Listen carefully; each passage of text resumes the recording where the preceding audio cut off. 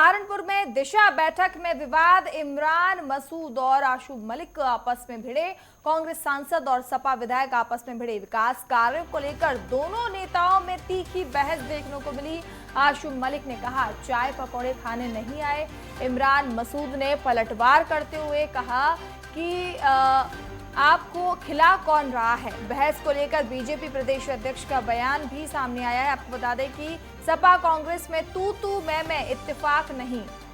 तो आपको बता दें ये बड़ी जानकारी सहारनपुर से सामने आती हुई। हालांकि इस दौरान जो है पूरी नोकझोंक में कांग्रेस सांसद इमरान मसूद की तरफ से भाषा की मर्यादा जरूर रखी गई है।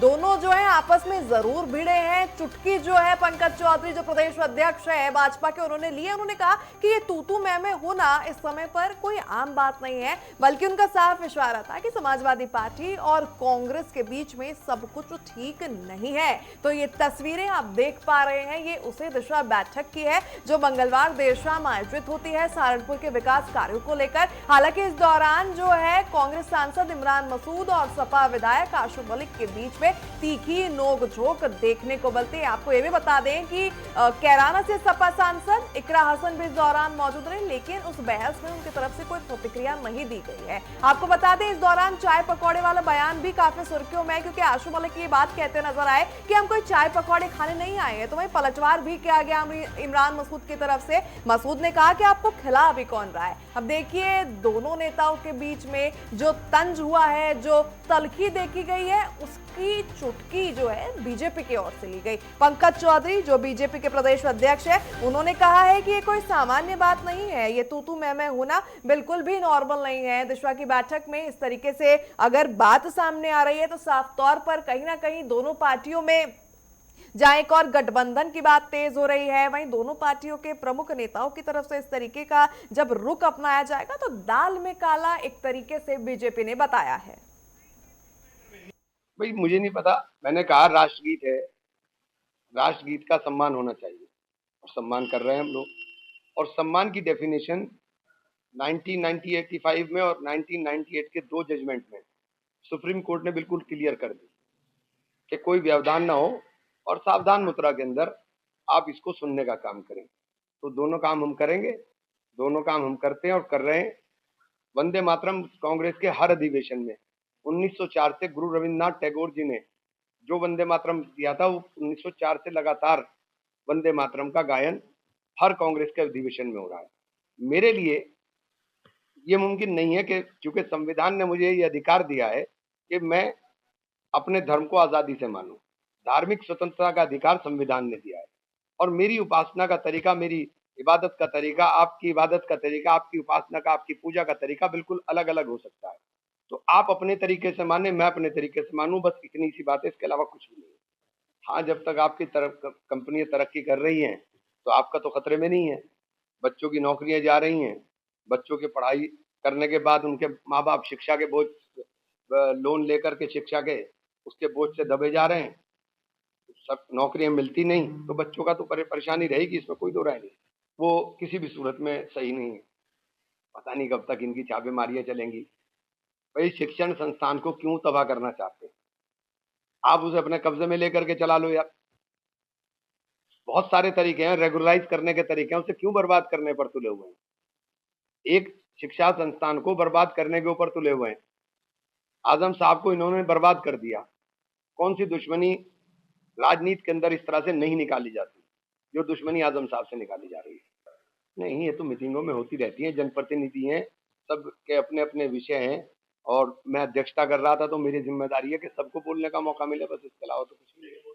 सबसे ज्यादा तो आशु मलिक ही बोले, वहाँ नियमों में तरीके से बोलेंगे ना तो सबसे ज्यादा तो वही बोल रहे थे, उसके अलावा तो कोई बोला नहीं ज्यादा, सबसे ज्यादा वो बोले हैं। देखिए, वैसे तो मैं इस विषय पे नहीं बोलना चाहता था, क्योंकि जो सामान्यतः जो भी बातें विधानसभा में या समिति में इस तरह की नोकझोंक जो होती है वो सामान्य बात है। कोई ऐसे नहीं, हर जनप्रतिनिधि ये चाहता है कि वो अपने क्षेत्र के लोगों की ज्यादा से ज्यादा बात विधानसभा में या अन्य जो भी उसको माध्यम मिलते हैं उसमें रख सके। और ये जो कल की जो बात आप कर रहे हैं, कल की बात ये दिशा की मीटिंग की है। वहां पर क्योंकि ये जो मीटिंग थी बहुत समय बाद हुई। शायद 3-4 मीटिंग अभी तक हो जानी चाहिए थी। हर 3 महीने में ये दिशा की मीटिंग होनी चाहिए। और पिछली मीटिंग में सबसे ज्यादा उसमें 80% जो विषय थे उस पर बात हुई थी, उन पर जवाब आना था, वो हमारा ही था। तो माननीय सांसद जी बोले कि ये एजेंडा पढ़ा हुआ मान लिया जाए। अब अगर एजेंडे को पढ़ा हुआ मान ले, उसमें हमने आपत्ति जताई कि अगर एजेंडे को पढ़ा हुआ मान लिया जाएंगे तो मीटिंग का कोई मतलब ही नहीं रहेगा। चलिए, इस खबर पर ज्यादा जानकारी के लिए जुड़ गए सहारनपुर से संजय चौधरी। संजय, देखिए, ये बैठक दिशा को लेकर चल रही थी, लेकिन बैठक पे खुद ही जो मंत्री हैं, जो नेता हैं, वो खुद ही दिशाहीन होते हुए नजर आए। आखिर क्या ऐसी वजह थी जिस वजह से दोनों ही आपस में भिड़ गए?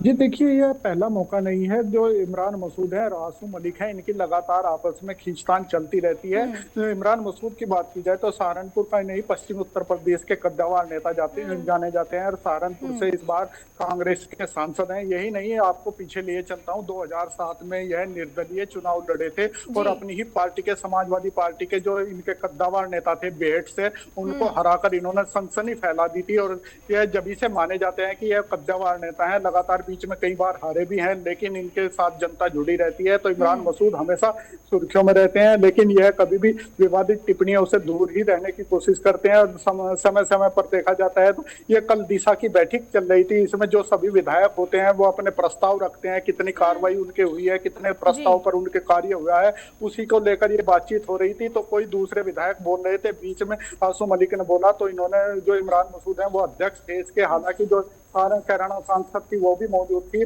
वो तो इन्होंने कहा कि पहले इनको बोलने दीजिएगा, आपके जब नंबर आएगा आप जब बोलने का। तो इसी बात को लेकर आसू मलिक नाराज हुए और उन्होंने इस बात को लेकर कहा कि मेरे क्वेश्चन है, पहले मेरे क्वेश्चन होने चाहिए। तो इस लेकर विवाद हुआ है। उसमें बाद में इन्होंने बोला है कि बिल्कुल ऐसे में संजय, अगर बात करें तो ये जो तल्खी नजर आई है सपा विधायक और कांग्रेस सांसद के बीच में, इसकी चुटकी बीजेपी की तरफ से ली जा रही है। पंकज चौधरी का बयान अभी हम सुन रहे थे, देख रहे थे, उन्होंने साफ तौर पर ये बात कही है कि ये तू मैं होना, वो भी ऐसे समय में जब चुनाव बिल्कुल निकटम है, कोई सामान्य बात नहीं है। यानी गठबंधन जिसके कयास सपा और कांग्रेस के बीच में लग रहे थे, उसके ऊपर बड़ा प्रहार किया पंकज चौधरी ने।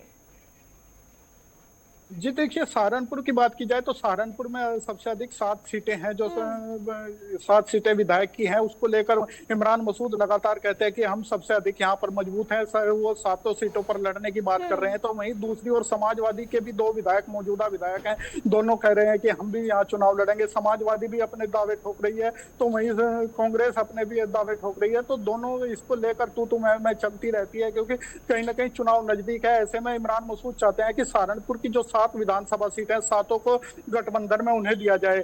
लेकिन दूसरी तरफ जो समाजवादी पार्टी है वो भी 4-5 सीट लेने का दावा कर रही है, 2 सीटें देने की बात कर रही है, जो सूत्र बताते हैं। इसे लेकर जो कांग्रेस और समाजवादी पार्टी है, इसमें लगातार छिन्न रहती है। और यह इसी को लेकर देखा जा रहा है, इसी को बात लेकर देखी जा रही है कि आगे। जी बिल्कुल, मतलब कह सकते हैं कि आने वाले चुनाव से पहले ही बात हुई है और इसे लेकर संजय, जैसे कि कह सकते हैं कि चुनाव आने वाले हैं, उससे पहले ही देखिए कांग्रेस और समाजवादी पार्टी के बीच में अभी से ही वो तीखी तल्खियां नजर आने लगी हैं सीटों को लेकर, कि कोई ये चाहता है कि उनकी टीम को, उनकी जो पार्टी है, उनको इतनी सीट मिलनी चाहिए। तो कहीं ना कहीं अभी से ही नजर आने लगा है।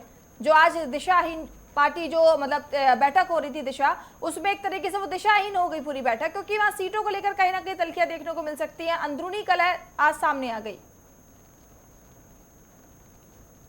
जी देखिए, जरूर इसका फर्क आने वाले चुनाव में भी साफ देखने को मिलेगा, क्योंकि कहीं ना कहीं जब इनकी तल्खियां हैं, जब चुनाव होंगे तो ये आपस में अगर टिकट मिलेगा तो ये लड़ते हुए नजर आएंगे, जिसका फायदा तो अन्य पार्टियों को मिलेगा, भारतीय जनता पार्टी को भी मिलेगा, अन्य पार्टियों को भी मिलेगा। लेकिन जो इनकी बातें हैं, इनसे देखकर लगता है कि जो समाजवादी पार्टी और कांग्रेस है, इसमें सब कुछ ठीक नहीं चल रहा है और इसका असर 2027 में जरूर देखने को मिलेगा। बिल्कुल, ऐसे में संजय अगर बात करें तो बीजेपी जरूर उपहास उड़ाती इस तल्खी का, इस अनबन का जो है नजर आई। लेकिन वहीं प्रेस कॉन्फ्रेंस जब इमरान मसूद की तरफ से की गई है, उनका बयान भी दर्ज करने लायक है। उन्होंने कहा, वो आरोप लगाते जो है भाजपा सरकार पर नजर आए। इस दौरान जब कहा जा रहा है कि समाजवादी पार्टी से तलखी कांग्रेस की हो गई है, उन्होंने आजम खान का एग्जाम्पल लिया। उन्होंने कहा आजम खान को परेशान करने के लिए सरकार इस तरीके के हथकंडे अपना रही है। तो कहीं ना कहीं उन्होंने पलटवार भी कर दिया उन तमाम तंज पर, उन तमाम आरोपों पर जो बीजेपी लगा रही है कि दोनों पार्टियों के बीच में सब कुछ जो है ठीक नहीं चल रहा है, क्योंकि आजम खान की उन्होंने तारीफ की है।